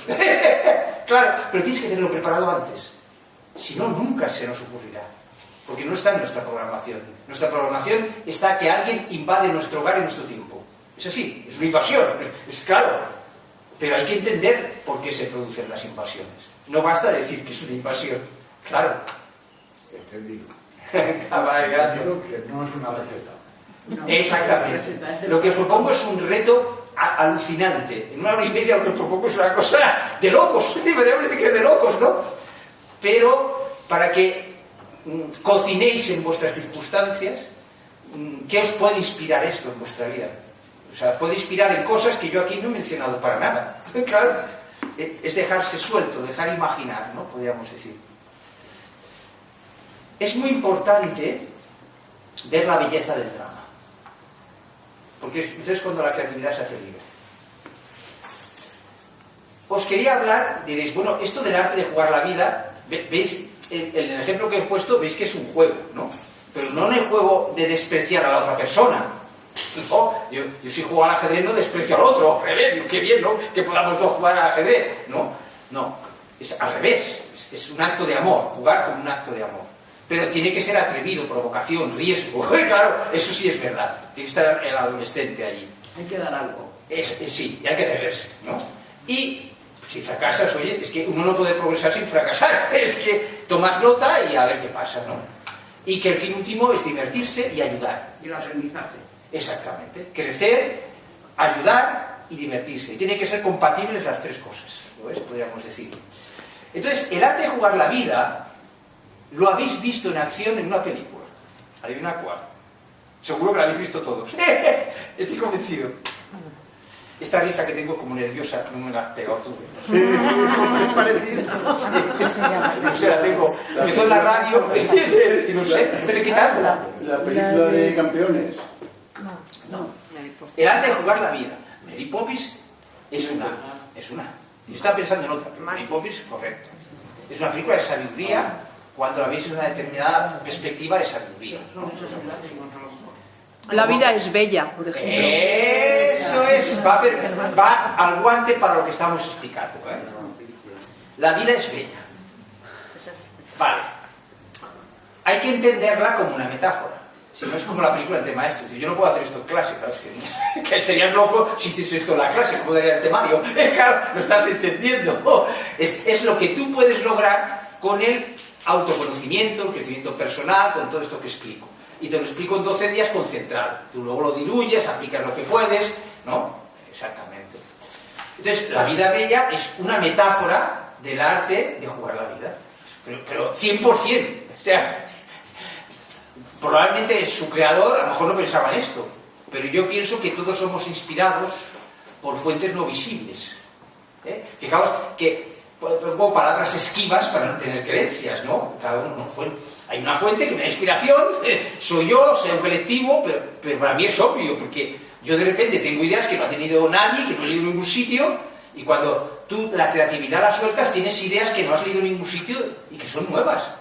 Nuevas en esta dimensión, no existiríamos si no hubiesen otras dimensiones, eso estoy absolutamente seguro. Lo que pasa es que cada religión se ha apoderado de eso, ¿no? Y le ha dado su interpretación. Sería interesante que la ciencia hablase de otras dimensiones y no tuviese miedo a hablar que hay una vida no corpórea. Yo, por ejemplo, tengo la teoría de que en la Tierra hay varias dimensiones y la física solamente es una. Dice, ¿dónde están los muertos? Pues en otra dimensión. Claro. Ahora, si te empiezan a hablar de teorías, de creencias sobre ángeles, no sé qué, los otros, claro, entonces ya tú no puedes actuar creativamente. En cambio, si tú piensas que es una teoría, tú dices, bueno, es una teoría, si veo que no funciona, la dejo. Pero ¿cómo dejas tú un acto de fe? Claro, ¿cómo un talibán deja? Claro, es que piensa que es la verdad. O sea, llega un momento en las religiones que la fe se sustituye por el espíritu científico, el espíritu crítico y el espíritu democrático. Las personas que alcanzan este nivel en cualquier religión se entienden entre sí. Es más fácil que un cristiano de elevada conciencia se entienda con un musulmán de elevada conciencia, que un cristiano de elevada conciencia se pueda entender con un talibán cristiano. También los hay, ¿no? Es imposible, ¿no? Se entenderán más. Porque todas las religiones son un camino, y el ateísmo es un camino para crecer nuestra humanidad, para crear nuestra espiritualidad. Es como un mandala. Y a medida que tú vas creciendo dentro de una religión, o dentro del ateísmo, ¿cómo puedes crecer? Pues hombre, pues a través del humanismo, yo qué sé, trabajando en los derechos humanos, y al final estarás colaborando con el cristiano de elevada conciencia. Claro, es como un mandala, como, ¿sabéis que eso es de porciones? Y se van estrechando, se van estrechando, se van estrechando. Claro, la mayoría están por la periferia, es cierto, ahí es donde la educación tiene que hacer lo suyo, ¿no? Entonces, en el centro, ¿qué se encuentra? La espiritualidad pura. La espiritualidad que ha trascendido a la religión, porque la religión es autoritarismo. Estamos diciendo, la evolución tiene que ser hacia la democracia, hacia dejar el autoritarismo detrás, pero no antes de estar preparado. ¿Cómo le puedes decir a un creyente que sus cimientos están en la fe, que va a progresar gracias a la fe, que deje esa fe? ¿Veis la diferencia entre revolución y evolución? Primero tienes que ver dónde está el otro. Yo eso lo empleo muchísimo. Llega uno muy cristiano, muy religioso, y entonces hablo en su lenguaje y se cree que yo comparto todas sus creencias. No las comparto. No me importa.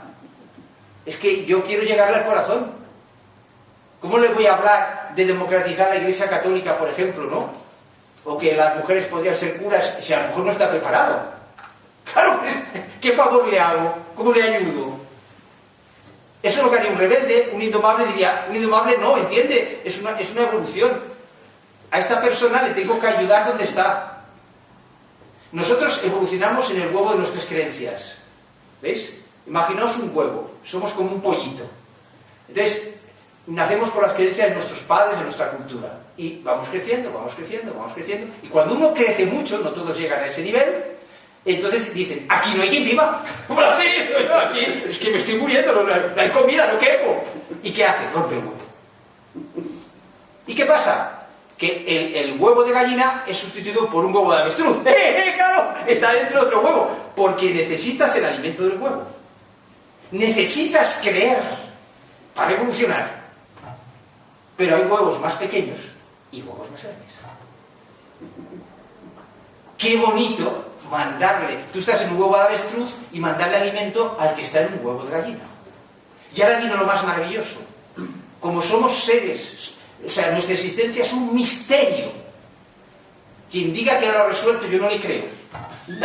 Es un misterio, lo más maravilloso. Entonces, cuando yo ayudo desde el huevo de la avestruz a uno que está en la gallina, yo crezco más rápido. Y aprendo de él. Asombroso, aprendo de él. Porque, a pesar de que tiene unas creencias que en teoría yo he superado entre comillas, ¿no?, para entendernos, resulta que él, con esas creencias, ha tenido experiencias diferentes a las mías. ¡Ah, amigos! ¡Qué maravilloso! Con las mismas creencias puede tener experiencias diferentes. Por lo tanto, siempre estoy volviendo atrás. Esa es la evolución de corazón. Voy adelante porque también estoy siempre detrás. Ese es el punto. Esa es la espiritualidad libre, en la que todos los ríos de todas las religiones, de todos los ateísmos y agnósticos han de converger. Si no tenemos como educadores ese horizonte, no tendremos esa amplitud de mira para ayudar a nuestros alumnos. Ahora que unos alumnos son musulmanes, otros son cristianos, otros son ateos, otros vaya usted a saber, ni los entendemos lo que son. ¿Cómo? Si no tenemos un horizonte común, aunque nuestros alumnos no lo entiendan, el profesor, el padre, el abuelo, debe conquistar ese horizonte común. Y lo más avanzado que tenemos para ese horizonte común, lo he dicho antes, son los derechos humanos. Deberes para mañana. Buscar los derechos humanos, son 30. Leerlos. Algunas cosas os parecerá complicadas. Coger el espíritu. El más bonito de todos es el primero. Dice, todos los humanos debemos comportarnos como hermanos. Un talibán jamás diría eso. Hermanos, los musulmanes, digo todos. Los derechos humanos son más avanzados que las religiones. Las religiones tienen que evolucionar hasta que entiendan los derechos humanos. Hasta que entiendan que ser humano es más importante que pertenecer a un clan determinado. Ahora bien, si tú no tienes tierra, ¿qué te va a pasar? Yo estos aquí, yo los acojo, yo no sé qué. Ojo, yo cojo a estos emigrantes, muy bien, pero puede haber uno que resulta que la ultraderecha tenga razón. Claro, eso es lo bueno de la evolución. Tienes que aprender de todo el mundo. Dice, bueno, pues todos los emigrantes no sé qué. Vale, sí. Pero hay emigrantes que violan. Claro, como los hay los no migrantes, ¿no? Entonces, ¿qué debemos hacer? ¿Ocultar que es de otro país? Es un error gravísimo. Gravísimo. No, hay que perseguirlo como perseguimos aquí. Y si es necesario, echarle fuera. Por el bien de los demás emigrantes. ¿Estáis viendo cómo es superar la dualidad? Tú no puedes decir, todo el mundo bueno. No, todo el mundo está en su etapa evolutiva. No hay nadie malo, pero todo el mundo está en su etapa evolutiva. Y te puede llevar por delante. Claro, ojo, cuidado. Hombre, a ver, ¿os imagináis escuchando esta charla atrás?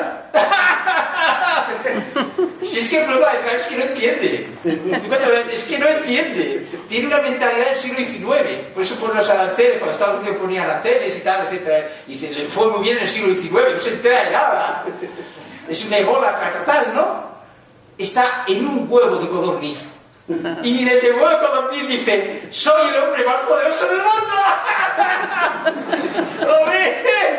Pero si el tito de reírse. Bueno, está bien porque jode mucho, ¿no? Pero, hombre, por Dios. Si le oyes hablar, pero si no tiene ni idea de nada. Es asombroso, ¿no? Dice, subo los aranceles a los canadienses. Y dice, pues corto la luz. Pero, ¿cómo pues de su huevo de codorniz no ha analizado antes la consecuencia de decir lo que dice. Eso está claro, es obvio. Claro, es peligroso, ¿no? Porque alguien un huevo de codorniz decida cosas, ¿no? Es peligroso, es cierto. Le mandaré a Trump esta parte de la conferencia. Vale. No sabía que tenías tú enchufe con él. No, mejor no sale ti. No, por favor. Que yo estoy muy bien así, en petit comité, no sea que la pifiemos. Bueno, ahí tenéis un ejemplo. Y eso es recurrible a vuestros compañeros en el trabajo, en el colegio, pues están en diferentes huevos. Una cosa es de advertiros. Uno puede estar en un huevo de perdiz en un tema y en un huevo de gallina en el otro. Atención con hacer juicios sumarísimos. En determinado tema puede tener mucha más sensibilidad que vosotros. Muchísima más. Esto es muy importante. Bueno, volviendo a... se me olvidan las cosas, a La vida es bella. Os quería comentar por qué es importante comentar esta película, si lo vais a ver, ¿no? A ver, quien no la entiende como metáfora, dice esto es imposible, es una barbaridad. Claro, es como una película entre maestros, ¿no? Es que es una metáfora para inspirarte, claro, por supuesto. El actor, que es también el guionista, no recuerdo cómo se llama, el actor italiano, Benigni, exactamente, que hace el papel de Guido, dice que se inspiró en un italiano que estuvo en un campo de concentración nazi y que escribió un libro y dice, todo el mundo escribe este libro sin sentido del humor. Y entonces escribió todas sus desgracias desde el sentido del humor. Y aquello, pues, a Benigni le dice, esto es un descubrimiento. Claro, es una nueva perspectiva. No es una deshonra, es una nueva perspectiva. Entonces, grandes filósofos no pueden avanzar, por tu libro, porque el sentimiento desde el cual lo haces es una perspectiva muy poderosa, pero también eliminas otras perspectivas. Y si lo haces solo desde el sentido del humor, pues también eliminas, ¿no? La cosa es un amplio espectro. Bueno, entonces, como es una persona muy creativa, obviamente, ¿no? Benigni, pues hizo el guión de la película. Entonces, llevó su fantasía, su imaginación más allá, que es un acto creativo muy importante. Porque fijaos en el fondo, ¿qué nos está diciendo esta persona? Va a un campo de concentración nazi, no sabe si su hijo y él van a salir vivos, no lo sabe, pero dice, ¿y si sale vivo mi hijo? ¿Cómo va a salir mi hijo? Claro, menudo trauma. Entonces aplica el arte de jugar la vida, sería una aplicación clara del arte de jugar la vida, dice, ¿y si a mi niño le explico que esto es un juego? Con un acto creativo, crea una coraza para defender la psique del niño con un acto creativo, con el arte de jugar la vida. Son metáforas. ¿Os acordáis hacer pasar por traductor? Dice, bueno, un traductor que habla alemán. Pero fijaos cómo está tan inspirado, porque en ese momento dice, un momento, si yo traduzco una cosa diferente a mi hijo, le puedo engañar. Engañar. La dualidad dice, engañar está mal. Esa es la realidad, engañándote a ti. No, hombre, no, depende de donde lo hagas. ¿Existe un engaño más bonito que los Reyes Magos? Yo cuando lo descubrí digo, qué bien que sean los padres, ya no solamente hay 3. Me pareció maravilloso. Es muchísimo mejor que si existiesen solamente 3. Entonces, mediante ese acto creativo, él traduce a conveniencia para el hijo.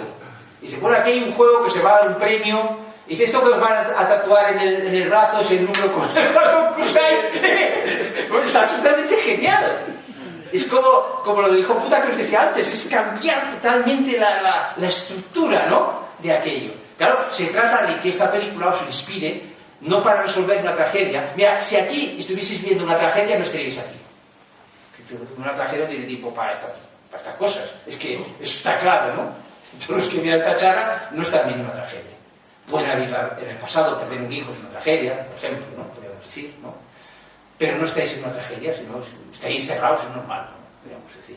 Pero todo eso le lleva esto del juego, fundamentalmente por la generosidad y el cariño hacia el hijo.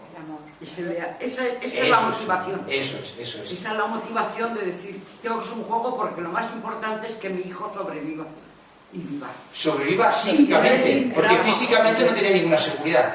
No, físicamente no, pero además si sobrevive, que sobrevive. Claro. con emoción. Y lo escondía porque su hijo no tenía que estar ahí. No, sí, me acuerdo perfectamente, porque a mí eso me... Es para verla varias veces, porque hay muchos detalles. la ducha, a mí me... Cuando ella le decía a su amada, buenos días, princesa, estaba creando un cuento también. El arte de jugar la vida, la esencia, ¿sabéis cuál es? La esencia es esta. No tenemos ni idea, ni puñetera idea de por qué estamos aquí. Una religión dice una cosa, otra dice la otra, una filosofía... No. Este acto de humildad es clave para la sabiduría. Sin actos de humildad y acabas en la prepotencia, tú no te enteras, yo sé por qué estamos aquí. Mirad, no sabemos por qué estamos aquí. Y en vez de pensar que es un acto de inquietud, esto es la mayor aventura inimaginable.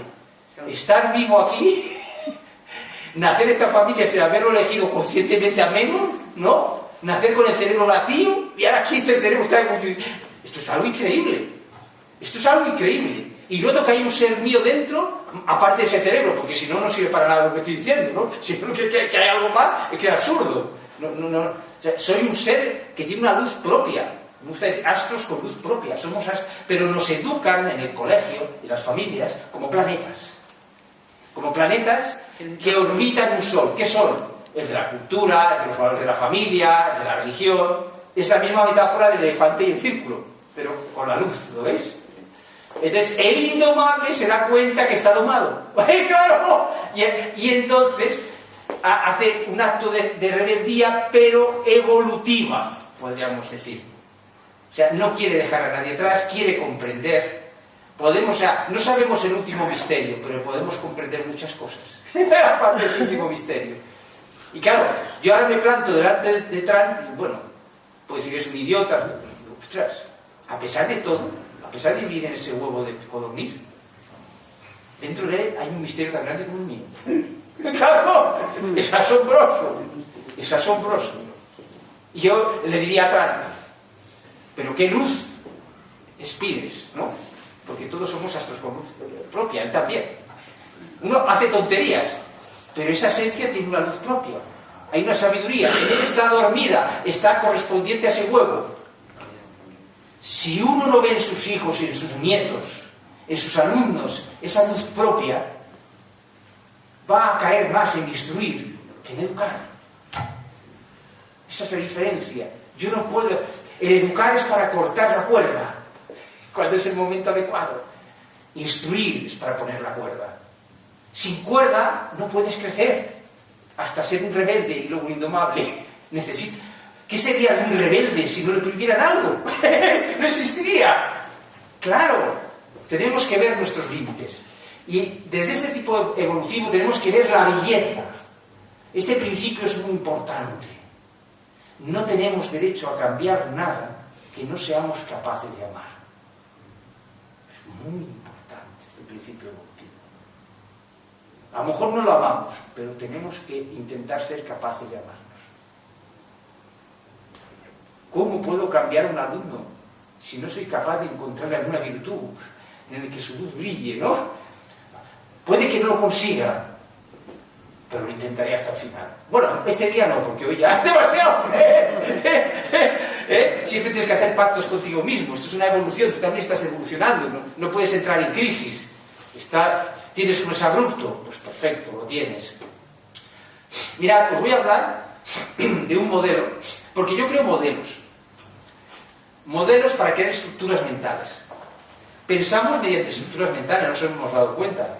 Un prejuicio es una estructura mental que tiene mucho poder, capta tu atención y te la lleva por el prejuicio, ¿no?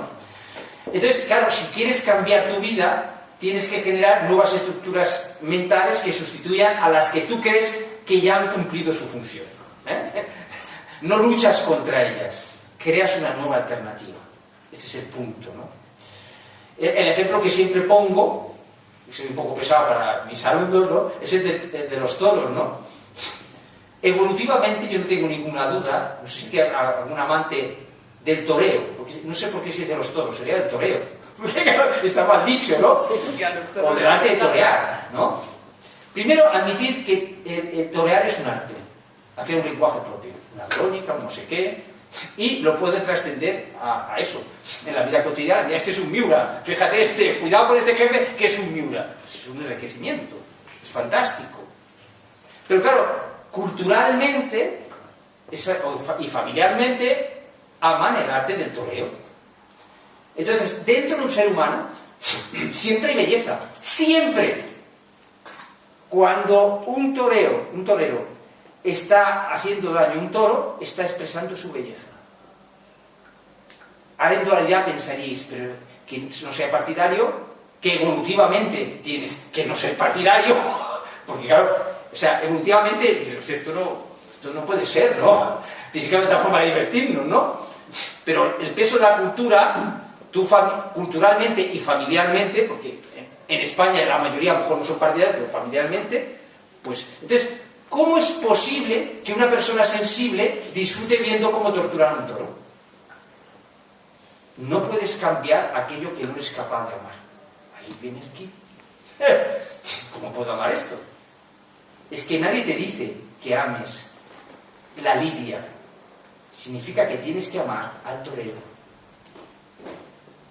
Por sentir al menos respeto por él. Entenderlo, comprenderlo, como la teleoperadora. No decir que porque es una bestialidad no hay arte, no. Hay arte, hay belleza. Hasta torturando hay belleza.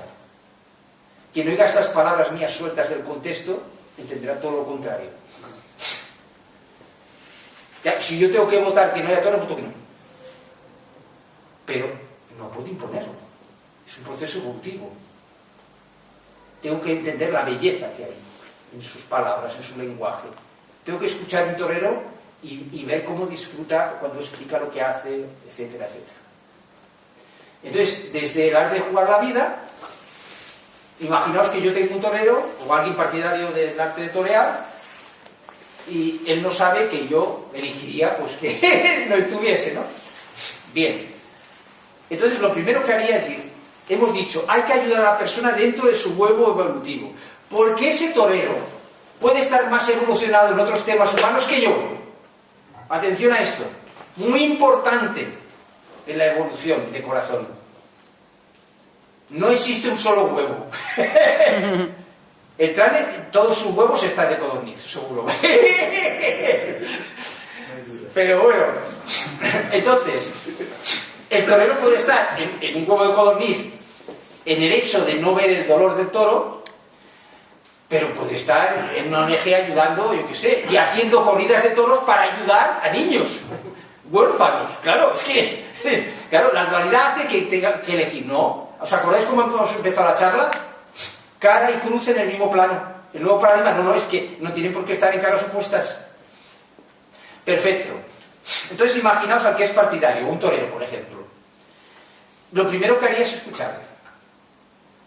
Luego buscar la belleza que hay en lo que está expresando. Y halagarle esa belleza para demostrar que yo he entendido esa belleza. Claro, si tú lo primero que haces es decir, tú eres un animal porque haces torturas a los animales, nunca podrás, no le estás dando nutrientes para aumentar su sensibilidad en esa dirección. Y tener siempre presente que te puede ganar en sensibilidad a otros temas. Siempre estar abierto a aprender, muy importante. Entonces, cuando él se ha expresado, entonces tú empiezas a elogiarle. Oye, es increíble la belleza que hay aquí, sobre todo admiro tu valor. Vamos a simplificar. El principio de simplificación para entender, ¿no? Como en la teleoperadora. Vamos a ver. Simplifico la situación. ¿Por qué será uno torero? Por tradición, sí, pero ¿y qué más? ¿Qué más? No basta la tradición, no todo el mundo lo es, se juega la vida, esto es evidente, ¿no? ¿Qué valores? ¿Por qué se valora tanto al torero?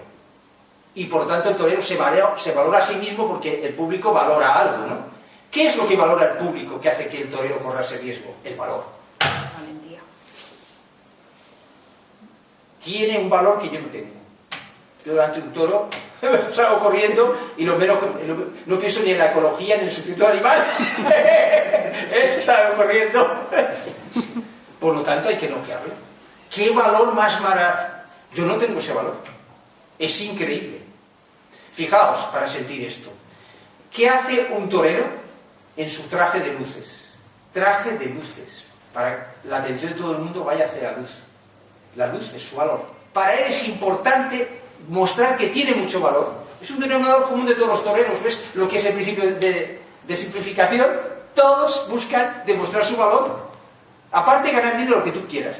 Pero nadie se pone delante de un toro a jugarse la vida si no es para demostrar su valor. Es el denominador común. El principio de simplificación busca el denominador común. Perfecto. Pues eso es lo que tengo que elogiar. Pero además tengo que elogiarlo de corazón. Sentir que es verdad. Espíritu crítico. No es incompatible criticar algo con elogiar a la persona que estás criticando. Diferente de la crítica. Espíritu crítico. Hay un espíritu que nos une a los dos y estamos hablando. Entonces, empiezas a decirle qué valor tienes, pones un toro, etcétera, etcétera, el lenguaje que habéis creado, etcétera. Entonces, esa persona, lo último que se imagina es que tú quieres que los toros no existan. ¿Veis que el engaño no tiene por qué ser malo? Depende de la intención. Igual que cuando a un niño le engañas con los Reyes Magos. Depende de la intención. Lo que es malo, es decir, tú eres un insensible porque matas a todos. Eso sí que es malo. No sirve para nada. Sirve para que las personas odien a los toreros. Y lo que es peor, a sus hijos en la escuela. Que ha habido muchos casos. Les hacen la vida imposible. No puedes cambiar aquello que no eres capaz de amar, o al menos respetar. Y para ello tienes que entender, comprender. Entonces, una vez te has ganado el beneplácito del torero, entonces haces tu construcción creativa, que podría ser otra. Dices, tú tienes un gran valor, en algún momento te cortarás la coleta, no le empujas a que lo deje ahora. Hay que ser ladino, claro, porque la deja porque tú se lo digas. Claro, es que hay que entender eso. Y todo ese valor, todo ese arrojo, es una pena que no lo inviertas en otra cosa. Entonces, ¿en qué cosa se puede invertir el valor de un torero que ayude a toda la sociedad? Pues a lo mejor es un rebelde reivindicando cosas, es un torero famoso, cosas sociales, injusticias como la de Gaza, etcétera. Hacerle ver que el don que ha conseguido gracias a los toros desarrollar es más importante que el arte de torear. Tienes un amigo y encima va a pensarse que su valor sirve para mucho más que torear. ¿Veis el hilo conductor de todo lo que os he contado? Lo de hijo puta, un acto educativo. La teleoperadora, un acto para ayudar a los demás y disfrutar tú. Y el entender que el toreo tiene que dejarse atrás puede convertirse en que tú puedes tú para ayudar a un torero o a alguien partidario del toreo, la mejor forma de ayudarle y de hacerle cambiar de opinión es ser su amigo. Y sus hijos en clase no tendrán ningún problema. Ninguna televisión te comprará esto. No está fácil porque no lo van a entender, buscan la discordia, el enfrentamiento. Pero cada uno somos conspiradores de esa evolución de la que os hablo. Pero antes tenéis que definiros un horizonte. Un horizonte. ¿Qué horizonte de la humanidad soñáis? Y en ese horizonte para la humanidad, vuestro propio horizonte. No importa que seáis mayores, tenéis nietos, tenéis redes sociales. Tenéis un sueño, contarlo en las redes sociales. Contadlo, no lo dejéis ahí. Sois creativos, tenéis luz propia. Y ahora, las redes sociales son muy duras, yo lo sé. Tú escribes una cosa y la ven solo los amigos, ¿vale? Sí, por ahí se empieza. Y no sabes si te mienten o no, me gusta, y bueno. Pero el indomable tiene que ver su propia luz. Yo lo digo a través de la palabra porque es lo que domino. Puede ser a través de imágenes, de fotografía, de escritura, cualquier acto creativo que tú puedas subir a las redes, ¿no? Recuperemos la creatividad libre, que en la escuela, en nuestra educación e instrucción, pues nos cercenó de alguna forma. Quitó la palabra libertad de esa creatividad. Y claro, ¿cómo expresas la creatividad libre? Siendo un artista. Fijaos la unión, creatividad libre y artista. Curioso, ¿verdad? Pues un artista de poca monta es una combinación lineal de otros artistas. Vamos a lo mismo, Esa es creatividad pero no libre. Bueno, tiene su función, ¿no? Quien no puede tener un Picasso, pues tiene una copia. Perfecto. Pero un artista, en profundidad, es la esencia de la creatividad libre. ¿Qué os propongo con el arte de jugar la vida? Ser artistas de vuestra propia vida. Y esa es la esencia, volviendo al libro de Jacobo y el viejo indomable, que os propongo en el libro. Que es, de una forma presuntamente divertida, amable, provocadora, como con la provocación al adolescente va haciendo que el adolescente pueda ver su propia luz. Fíjate, provocándole es una forma, sacando su rebelde, es una forma de que esa persona vea su propia luz, su propio poder. ¿Por qué el rebelde es una fase imprescindible para la indomabilidad? ¿Qué gana una persona siendo rebelde?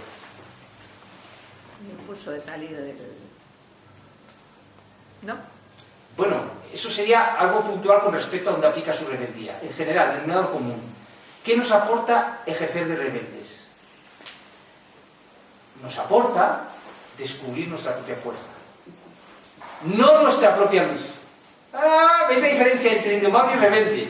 El rebelde nos aporta descubrir nuestra fuerza. Y no puedes descubrir tu propia luz si no has descubierto antes tu fuerza. El rebelde cree en la revolución. El indomable en la evolución. Primero descubrir. Si no tienes fuerza, si no has ejercido el rebelde, ¿cómo vas a cambiar ni siquiera tu vida? Por lo tanto, el rebelde que incita a otros rebeldes tiene una importante labor. Pero ahora lo que os propongo es decir, sigue ejerciendo el rebelde, pero descubre el paso siguiente. Porque serás un rebelde más agudo, más... Siempre tenemos que tener presente un horizonte, aunque sea inalcanzable. Porque si no, ¿hacia dónde nos dirigimos? ¿Dando vueltas? Tener horizontes inalcanzables es la mejor forma de tener tierra. ¿Sí? ¿Qué me queda de tiempo? No. 2 minutos. Aquí hay que ser rigurosos por la orientación, ¿o no? Sí. Sí. Porque está aquí el rebelde.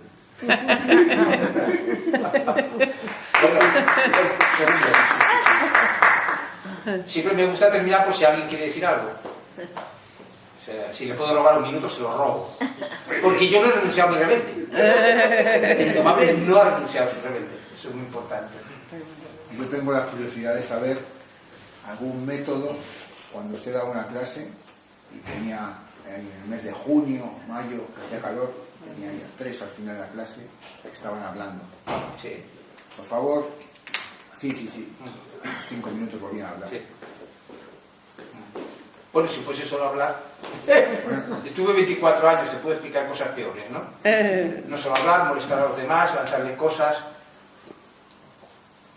Tener una persona que solamente te revienta las clases, pero hagas lo que hagas, se apodera de todo lo que digas, le da la vuelta. Adolescentes muy inteligentes en reventar la clase, rebeldes que no puedes con ellos. Vale, muy bien. Es lo que te decía, que cuando en la evolución tú no renuncias a las etapas anteriores. Si con un alumno, te voy a ser claro y conciso, si ese alumno lo que necesita es que tú seas un hijo de puta, tú no has renunciado a ser un hijo de puta. O sea, es como un edificio, no me da tiempo a explicar ese modo del edificio. Aquí está cuando eres un hijo de puta. Aquí aquí ya eres demócrata, espíritu tal, ¿no? Pero ¿por qué estás en la azotea? Porque están los pisos de abajo. Una persona no ha dejado de ser hijo puta para que no sirva para nada. Entonces, claro, tú tienes alumnos que están en diferentes huevos. Entonces, si tú eres blando con él, se va a apoderar de la clase. Entonces, tú tienes que dar una lección contundente, fuerte, como tú sepas, de autoridad, echando. A lo mejor echando al que es capitán de esos 3, te basta en vez de echar a los 3. Ahí donde adquieres la sabiduría, ¿no? Entonces, saben que tú vas en serio.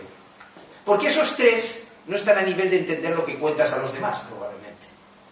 Entonces, por defensa de los demás, tú tienes que ser contundente con esos 3.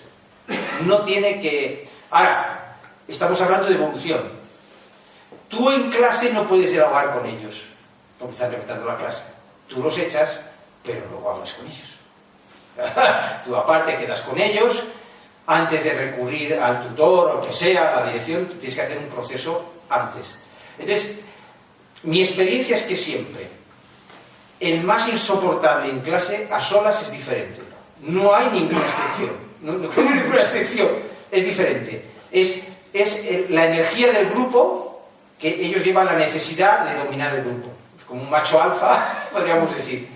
Entonces, es compatible que tú seas severo a la vieja forma con ellos en clase, con que luego tú puedas dialogar con ellos y te respeten como persona.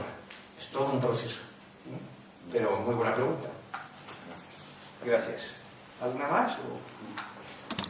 Sí, yo te quería preguntar si el juicio tan negativo que has hecho de Trump no es un poco contradictorio con el concepto de evolución que nos has explicado. Al fin y al cabo no hay que olvidar que le han votado, no sé, millones y millones de personas, ¿no? Por algo le habrán votado, digo yo. Sí, pero si te das cuenta, yo cuando hablaba de Trump hablaba en plan broma. Es muy importante el sentido del humor, ¿no? Pero ahora te diré cómo lo contemplo desde esta mirada. A mi modo de ver lo que Trump representa, he dicho que puedes aprender de cualquier persona.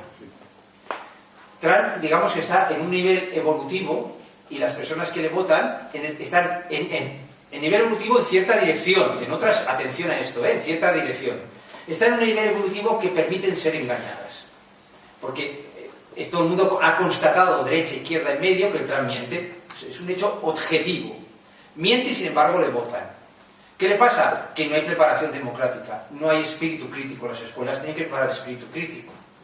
Entonces, las personas, la democracia no puede avanzar porque se puede engañar a las personas, porque no han sido educadas en principios democráticos, como el espíritu crítico, averiguar cuándo te están intentando engañar.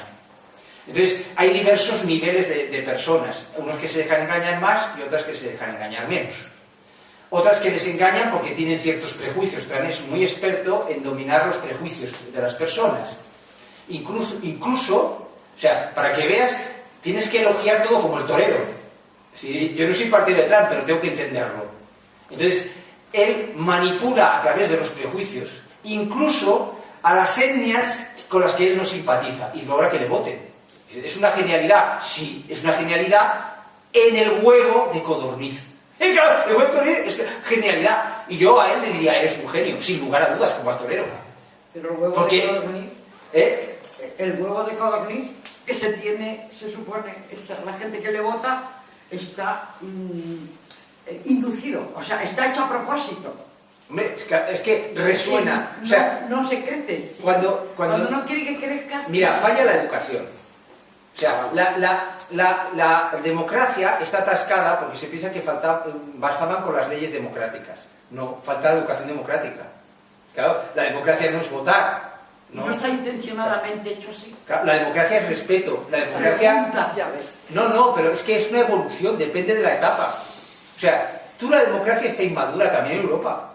Porque no hay una educación democrática, no hay una estructura de democracia. Y cuando tú quieres hacer una asignatura democrática, dicen, no, es ideológica. ¿Por qué lo dicen? Porque no se han redactado los principios democráticos, que es lo que yo he hecho. Claro, nadie me escucha, pero yo he redactado los principios democráticos, que yo creo que no son ideológicos, por supuesto, que es una ética de convivencia, que intenta trascender el autoritarismo. Claro, la mayoría de las personas necesitan el autoritarismo, en su nivel evolutivo, pero está en una democracia. Entonces, ¿qué pasa? Que el autoritarismo se apodera de la democracia. Claro, es que es una lógica total. Entonces, el Trump lo que ha hecho es mostrar lo que otros pues llevaban dentro y atreverse a más.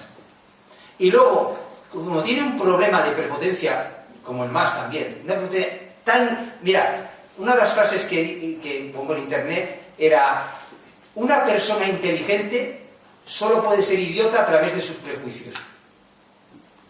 El MAS es una persona inteligente, pero es idiota porque sus prejuicios le dominan. O sea, es un juicio sumarísimo, lo entiendo dentro lo acoto, ¿no? Podríamos decir, ¿no? Es una caricatura si queréis, ¿no? Pero el problema de Estados Unidos no es Trump, es que tiene una sociedad muy poca, el Estados Unidos profundo nada tiene que ver con la Unión Europea. Entonces, ¿qué le pasa a Trump? Que no entiende que la Unión Europea, los avances cree que son retrocesos. Claro, él dice, el estado de bienestar no se puede mantener. Hombre, ¿para qué queremos las máquinas y la inteligencia artificial? Claro, es decir, una persona con el estado del bienestar ha sido aceptado también por la derecha. Luego, su más inversión, ninguno de, yo que sé, de PP va a quitar el estado del bienestar. lo puede poner más cosas privadas, pero ¿quién le va a quitar el médico a una persona que no puede pagar? Ay, por Dios, es que lo ves. Pero hay un Estados Unidos profundo que cree que sí, porque es el mito americano del vendedor de periódicos. Aquí todo el mundo tiene más oportunidades y vendiendo periódicos puedes ser millonario. Es una falacia, es un mito. Claro, entonces, ¿quién cuenta que ese mito funciona? Los que han llegado, no los que no han llegado. Todo esto es lo que las escuelas se tienen que explicar. Y en un momento que estas cosas, el espíritu crítico es esto. Quien cuenta esto, los fracasados nunca cuentan. Cuentan los que triunfan. Es un sesgo, ¿veis? Es una cosa objetiva, no ideológica. Y esto, en estos principios democráticos en un poco, es lo que se tendría que explicar. Enseñar a las personas a no ser engañadas. Reconocer un prejuicio. ¿Lo veis? Y para terminar, lo siento que os estoy reventando, pero un rebelde se merece otro rebelde. Hay una metáfora que empleo mucho para entender por qué no se pueden entender en dualidad las personas. Imaginaos que la realidad es un conjunto de puntos en un plano. ¿Lo ves? ¿Os acordáis esos dibujos de niño? Porque aquí todos más o menos sois mayores. Que unos puntos estaban numerados. Entonces serían para que los niños aprendiesen el orden de los números. Entonces tú los seguías y sale un pato. ¡Qué bonito! Era mágico para el niño. Con los números genera un pato. Claro, es un truco fantástico. Luego lo pintan, ¿no? Vale. La realidad es ese conjunto de puntos. ¿Lo ves? Pero cada uno tiene un sesgo cultural, de creencias, ideológico. Tiene unos algoritmos en su mente. Ahí tenemos la palabra apropiada. Unos algoritmos. Y el algoritmo le dice, oye, coge los números impares y los números terminados en 7. Y va él, coge los números impares y los terminados en 7. Pi, pi, pi, y hace una figura. Dice, ¿ves lo que dice mi creencia? Es que, oye, la izquierda está equivocada. La derecha tenemos, y al revés, ¿no? Es que tenemos la razón. Mira, voy a mirarlo otra vez. Claro, vuelvo a aplicar el mismo algoritmo. En otra realidad y saca la misma conclusión. Algo tan... ¿Imagináis explicar esto en el colegio? Pero hace falta la humildad. Es decir, mira, la realidad es tan compleja que tienes que decidir sin conocer todos los puntos de la realidad. Claro, o sea, admitir. La democracia empieza por la humildad. Yo no tolero al otro. La democracia de lo que os hablo, como ética. Yo no tolero al otro. Yo necesito al otro.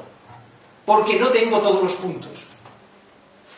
Imaginaos explicar esto en el colegio. Sería una evolución, no una revolución. Una evolución increíble, ¿no? Atrevida, porque puede venir un padre y decir, ¿qué ideología estás metiendo a mi hijo? Claro, desde el huevo bien como ideología. El que digo, siempre tenéis que atreveros, ¿no? Eso está claro. El estado del bienestar era una ideología. Cuando la derecha dice, hombre, ¿quién va a quitar esto? No votaría a nadie.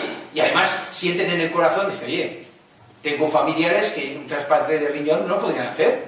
Se dan cuenta que eso es un progreso, que ha trascendido la ideología en la que nació. Al final lo que importa es lo que trasciende la ideología, sea de derecha o de izquierdas. Para que veáis que no tomo partido. La derecha aporta el valor de respetar la individualidad. ¿Y qué hizo la izquierda? Hacer rebaños, ¿no? Con el estalinismo, etc. ¿no? Necesitamos las dos cosas. Respetar lo social y respetar lo individual. Entonces, la derecha y la izquierda tienen que sumarse, pero no lo saben. Entonces, porque esta eventualidad compite. Claro. ¿Veis? Esta forma de pensar que es un nuevo paradigma, que las caras de las monedas las ponen en el mismo plano, no las enfrenta. Esa es la clave. Pensad cuando discutáis con alguien sobre un problema, que ninguna de las partes tiene todos los puntos, toda la información. Y que cada uno aplica sus algoritmos que tiene ahí metidos, ¿no? Entonces, escucha al otro. Porque el otro lo tiene todo, pero el otro amplía lo que tú tienes. Este punto es fundamental. Bueno, yo creo que ya... Gracias por todo. Muchísimas gracias.